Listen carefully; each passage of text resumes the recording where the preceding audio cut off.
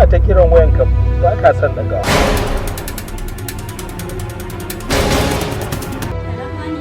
Sweetie, lafiya dai ya aka yi? Wallahi na yi maka tanadin wani abinci wanda baka taɓa cin irinsa ba. Shi yasa nake gaggawa kafin a ce. Aikin ki ce ma in kwantar da hankali. Wannan irin kayan dina haka da aka ajiye. Wannan abinci da gani abinci ne na musamman. Aikaci wannan abincin na musamman.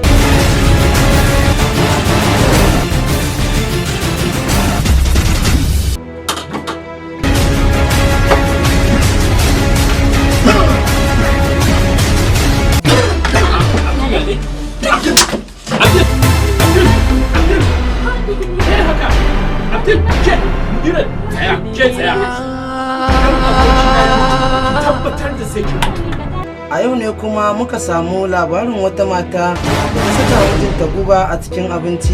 Matar mai suna Manira tana kokarin hallaka mijinta ne a bisa dalilin da har yanzu ba mu sani ba. Ke me yasa kike son kashe shi? Wallahi sai na tsine mu. Ko kin aikata ni ne taimakon ki. Gaya ma duniya cewa ba miji ne ba shi da hannu a wannan kisa. Hajiya kenan. Wannan ai ba wani aiki ne mai wahala ba.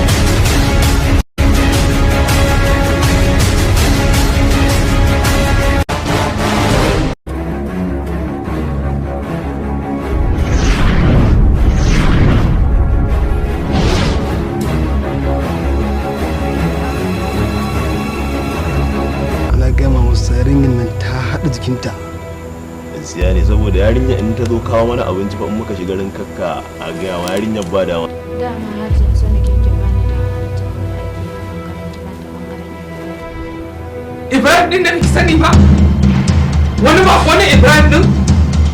Ko wani abu ya taɓa miki?